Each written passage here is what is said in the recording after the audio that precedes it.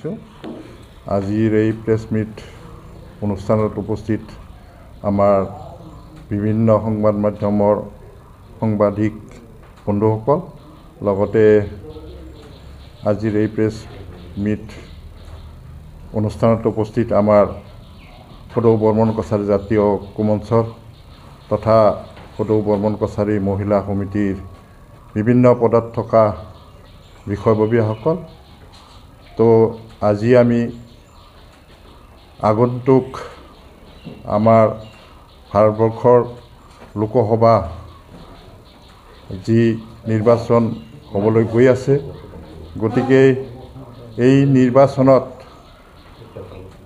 আমি সদৌ বৰ্মন কছাৰী জাতীয় ঐক্যমঞ্চই যোৱা যি বিটিআৰ তথা বিধানসভাৰ নিৰ্বাচন হৈ গ'ল তাত আমি সদৌ বৰ্মন কছাৰী জাতীয় ঐক্যমঞ্চই আমি বিটিআৰ চৰকাৰক তথা UPPL দলক আমি সমৰ্থন কৰি আহিছিলোঁ আৰু যোৱা যিটো আমাৰ বিধানসভাৰ নিৰ্বাচন গৈছিল তাত আমি BJP তথা UPPL তথা AGP দলৰ প্ৰাৰ্থীক আমি সমৰ্থন কৰি আহিছিলোঁ আৰু সেই হিচাপেই অহা যি আমাৰ অসমত তিনিখলপীয়া লোকসভা নিৰ্বাচন হ'বলৈ গৈ আছে তাত আমি বিটিআৰ তথা সদৌ অসম থকা আমাৰ বৰ্মন কছাৰীসকললৈ আমি আজিৰ এই প্ৰেছ বিজ্ঞপ্তি যোগে আমি আহ্বান জনাবলৈ বিচাৰিছোঁ যে আমাৰ বৰ্তমান বিটিআৰ তথা অসমত যি এটা BJP AGP UPPLৰ চৰকাৰ তথা বিটিআৰত UPPL BJP আৰু GSPৰ যি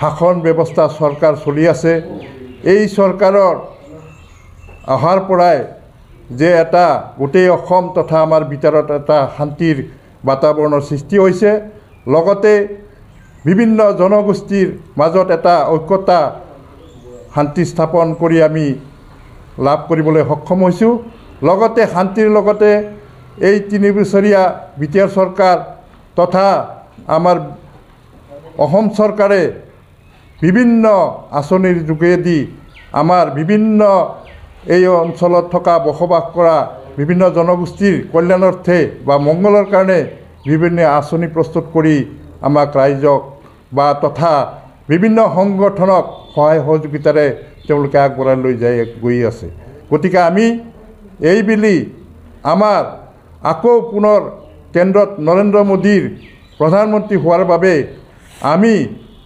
আমাৰ সদৌ বৰ্মন কছাৰী জাতীয় ঐক্যমঞ্চৰ তৰফৰ পৰা আমি সদৌ অসমত NDA প্ৰাৰ্থীক আমি সমৰ্থন জনাম লগতে বিটিআৰ অঞ্চলত যিহেতু আমাৰ দুটা সমষ্টি আছে দৰং আৰু ওদালগুৰি সমষ্টি আৰু কোকৰাঝাৰ সমষ্টি এই দুটা সমষ্টিত আমাৰ মঙলদৈ সমষ্টি দৰং ওদালগুৰি সমষ্টিত আমি দিলীপ শইকীয়াক সমৰ্থন জনাইছোঁ লগতে আমাৰ কোকৰাঝাৰ সমষ্টিত আমি UPPL দলক আমি আমাৰ তৰফৰ পৰা আমি সমৰ্থন জনাইছোঁ গতিকে আজিৰ এই প্ৰেছ বিজ্ঞপ্তি যোগে আমি আমাৰ বৰ্মন কছাৰীসকলৰ সমূহ অধ্যুষিত অঞ্চলসমূহক আমি আহ্বান জনাইছোঁ যাতে আগন্তুক নিৰ্বাচনত আমাৰ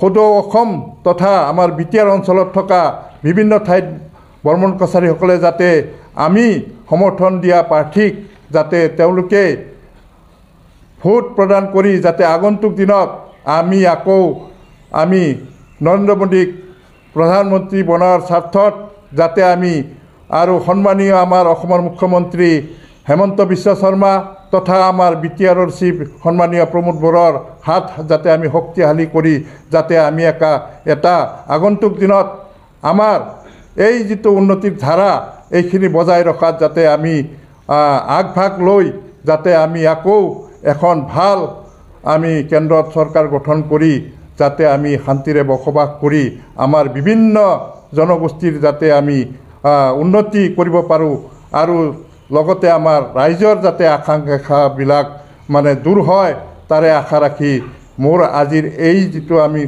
আজিৰ যি প্ৰেছ বিজ্ঞপ্তি যোগে যিখিনি আমি ৰাইজক আহ্বান জনাইছোঁ তেওঁলোকলৈ মোৰ পুনৰ মানে আহ্বান জনাই মোৰ বক্তব্যখিনি ইয়াতে সামৰণি মাৰিছোঁ। ধন্যবাদ। আজি আমি বৰ্মন কছাৰী জাতীয় ঐক্য মঞ্চ আৰু লগতে বৰ্মন কছাৰী মহিলা ঐক্য মঞ্চৰ নেতৃত্বত আমি প্ৰেছ মিট দিবলৈ ওলাইছোঁ। কাৰণ আগন্তুক লোকসভা 2024ত আমি উমৈহতীয়াভাৱে আমি সিদ্ধান্ত লৈছোঁ যে এইবাৰ লোকসভা নিৰ্বাচনত আমি ইউপিপি দল তথা তাৰ মিত্ৰ দলক আমি পূৰ্ণ সমৰ্থন জনাইছোঁ। কোকৰাঝাৰ লোকসভা সমষ্টিৰ জয়ন্ত বসুমতাৰী আৰু মঙলদৈ দৰং আৰু ওদালগুৰি লোকসভা সমষ্টিৰ তাৰ মিত্ৰ দলক আমি পূৰ্ণ সমৰ্থন জনাইছোঁ। এইটো কাৰণ যে BTRত বৰ্তমান আমাৰ শান্তিৰ পৰিৱেশ হৈছে। BTR শান্তি চুক্তি হোৱাৰ পিছৰ পৰাই আমাৰ BTRত এতিয়া বড়ো অবড়ো আদিবাসী বাঙালী যিকোনো জাতি ধৰ্মৰ যিটো মানে গণ্ডগোল হৈছিল সেই গণ্ডগোল নাইকিয়া হৈছে। সকলোৱে একেলগে এতিয়া হাট বজাৰ অফিচ কাছাৰীত গৈ আছে, সকলোৱে নিজৰ নিজৰ কাম কাজ কৰিছে। আজি শান্তিৰ পৰিৱেশ গঢ়িছে। আজি BTRৰ ৰাস্তা ঘাট চাৰিওফালে হৈছে। আজি BTRৰ ল'ৰা ছোৱালীয়ে শিক্ষা দীক্ষা লাভ কৰিব পাৰিছে। আজি BTR অঞ্চলত আজি মেডিকেল কলেজ ইঞ্জিনিয়াৰিং কলেজ ধৰণ হৈছে আৰু আজি তাতে সকলো ধৰণৰ ল'ৰা ছোৱালীয়ে শিক্ষা লাভ কৰিছে। আজি BTRত আজি কোচিঙৰ কাৰণে BTR গভৰ্ণমেণ্টে তাত প্ৰত্যেকতে কোচিঙৰ ব্যৱস্থা কৰি দিছে। আজি তাৰ ফলত আমাৰ বৰ্তমান BTRত আমি 9-10জনমান ল'ৰা ছোৱালী আমি SCS MBS পাবলৈ সক্ষম হৈছোঁ। আজি BTR আমি মানে গুড গভৰ্ণমেণ্ট বুলি ক'বলৈ সুখী হৈছোঁ। যিটো BTR শান্তি চুক্তি হ'ল আমাৰ প্ৰমোদ বড়ো তথা গোবিন্দ বসুমতাৰী তেওঁলোকক আমি ধন্যবাদ জনাব লাগে। কাৰণ আজি এই শান্তি চুক্তিতেই আজি ৰাতি 10টা-12টালৈ মানুহ ব্যৱসায় বাণিজ্য কৰিব পাৰে। আজি কোনো কাৰোৰ পক্ষপাতি নহয়, সকলোৱে মিলা প্ৰীতিভাৱে নিজৰ নিজৰ কাম কৰি গৈ আছে। আজি শান্তিৰ পৰিৱেশ আজি চাৰিওফালে উন্নতি হৈছে। আৰু আমি ক'বলৈ গ'লে আমাৰ বৰ্মন কছাৰী জাতীয় ঐক্য মঞ্চৰ আমি নেতৃত্বসকলক আমি BTR গভৰ্ণমেণ্টক আমি ধন্যবাদ জনাইছোঁ। কাৰণ আমাৰ বৰ্মনৰ লগত য'ত বসবাস কৰি আছে সেইটো অঞ্চলত কোনোদিন ৰাস্তা ঘাট হোৱা নাছিল। এই বৰ্মনৰ লগত বসবাস কৰা থকা ঠাইখিনিত আজি আমি CC ব্লক ৰাস্তা প্ৰায় হৈছে। আজি আমি প্ৰায় প্ৰধানমন্ত্ৰী আৱাস ঘৰ পাবলৈ সক্ষম হৈছোঁ। আৰু আমি আজি আমাৰ BTR গভৰ্ণমেণ্টৰ প্ৰমোদ বড়োৰ নেতৃত্বত আমি বৰ্মন জাতীয় ঐক্য মঞ্চৰ কেন্দ্ৰীয় কাৰ্যালয় আমি বাস্কা জিলাত বনাইছোঁ আৰু তৈয়াৰ হৈছে। আজি নিৰ্মাণ কাম চলি আছে আৰু শেষ অৱস্থা। তাৰ কাৰণে আমি প্ৰমোদ বড়ো ডাঙৰীয়াক আমি ধন্যবাদ জনাইছোঁ। যিহেতু কোনোদিন নোহোৱা কাম এটা আজি আমি চকুৰে দেখিবলৈ পাইছোঁ। তাৰ কাৰণে তেখেতক আমি অল বৰ্মন জাতীয় ঐক্য মঞ্চৰ তৰফৰ পৰা ধন্যবাদ জনাইছোঁ। আৰু এইটো ক'ব বিচাৰোঁ যে আজি BTR শান্তিৰ কাৰণে আজি সকলো মানুহে চাৰিওফালে আজি নিজৰ নিজৰ কাম কাজত আগবাঢ়ি গৈছে। আজি BTR ডেভেলপ হৈছে। সেইকাৰণে আমি UPPL আৰু তেওঁৰ মিত্ৰ দলক আমি পূৰ্ণ সমৰ্থন জনাবলৈ বাধ্য হৈছোঁ। আমি এইটো কাৰণে পূৰ্ণ সমৰ্থন জনাইছোঁ বিকাশৰ কথা চিন্তা কৰি। আজি জাতিগত সংঘৰ্ষ নহা হ'ল, শান্তি পৰিৱেশ আহিল আৰু সকলোৱে শান্তি সমিতি বজাই ৰাখিছে, নিজৰ নিজৰ কাম কাজ আগবাঢ়িছে। সেইটো কথা আমি চিন্তা কৰি আজি 2024 লোকসভা নিৰ্বাচনত আমি পূৰ্ণ সমৰ্থন জনাইছোঁ। সেইকাৰণেও ধন্যবাদ।